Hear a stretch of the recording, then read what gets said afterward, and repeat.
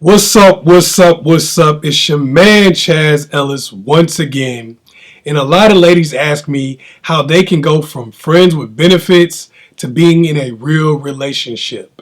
How is it that you go from you want some Netflix and chill to and every kiss begins with K? Now, the key to changing your fortunes is really understanding two things. One is why this person would want to make you a friends with benefits in the first place. And two, why you'd want to put up with it. Now, the first one is going to elicit a lot of judgment from you. Most people are going to listen to what I'm saying and they're going to go, well, if anyone wants to make you a friend with benefits, then they must be a narcissist or a fuckboy or a little boy. That sounds cool, but it doesn't really help you in real life. It makes you feel good to say things like that, but it stops you from thinking and strategizing so you can make your situation better. Now, when you really start thinking about why somebody would want to make you a friend with benefits, you really have to think about what they're getting out of it. What they're getting out of this friend with benefits relationship that they wouldn't get out of an actual relationship like girlfriend and boyfriend or marriage. When you're a friend with benefits, they're basically getting all of the good things from a relationship without any of the bad things or any of the responsibilities that might go along with it. They're in a situation where they're getting paid to do a job without actually having to go to work. Now, most people would take that deal. What if you got to have a house without a house note? You're probably going to be faithful to them even if you don't really want to be, because you're probably not trying to sleep around. You're probably going to hang out with them and do all the things that a girlfriend or a wife would do because you want to be a girlfriend or a wife. You're auditioning. So if you don't do those things, they probably have somebody else on deck who will do those things. So they're getting everything that they want out of you without having to give you what you want in return. Of course, they're trying to keep up the friends with benefit situation because it's a benefit to them. You guys are friends and they're collecting all the benefits. Now you have to think about why you are putting up with this friends with benefits relationship. And you have to do that without judging yourself.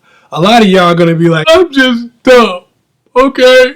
I'm putting up with this because I'm dumb. A lot of y'all are going to take some emotional, moral high ground and say, I'm putting up with this because I'm just too nice. I'm so nice. I'm the nicest person you ever met. Both of those things are really fake. And they're kind of disrespectful to yourself. The reality is you're not dumb and you're not doing this as a favor to the other person. You're doing this because you think this person is the best option for you at this time, even if they're not providing the best relationship at this time. You know good and well, if you're being honest, that there are other people who would give you the relationship that you want. Even if you haven't met those people yet, even if you haven't taken the time to search for those people, you know there are people who would give you the relationship that you want. But the reality is, they're not the people that you want.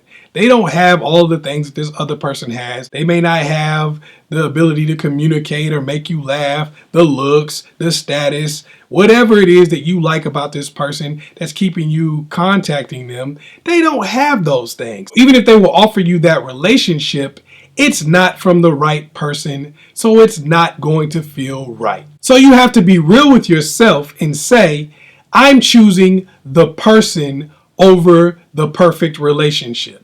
I'm trying to take the risk and say, I'm going to pick the person that I want and try to get the relationship I want.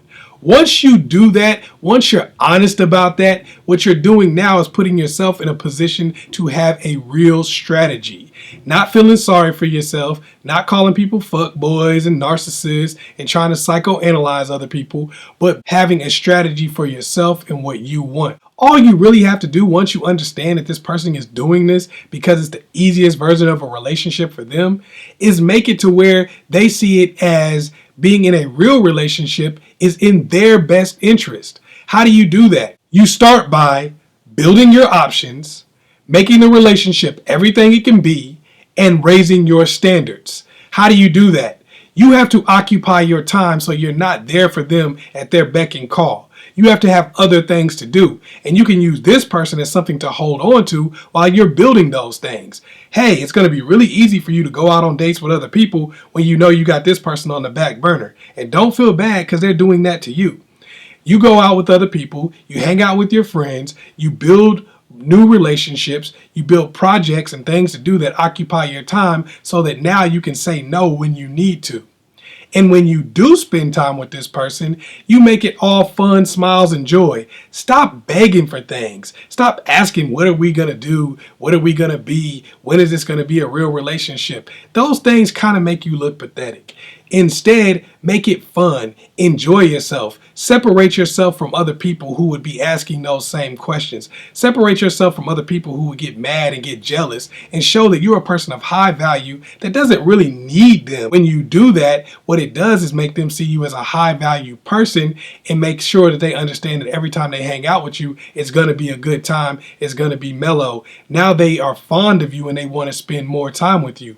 Once you do that, now you raise the standard. You say, hey, if you want to hang out with me, this is what I'm going to need to do. So, and you don't do that with your words necessarily. You do that with your actions. If they call you for some Netflix and chill, all you got to do is say no and actually be busy, because you got options. You got things to do. So now you're busy. If they call you up asking you to do something that you don't really think is valuable or worth it, then just don't go. Now that makes them have to push their game up and step their game up because they feel like they're losing value. They feel like you might have found somebody else, and that's what they don't want to happen. So now they start spending time, energy, and money. Now, instead of having to beg this person for a relationship, you're soaking up resources. You're making this person put in a high investment.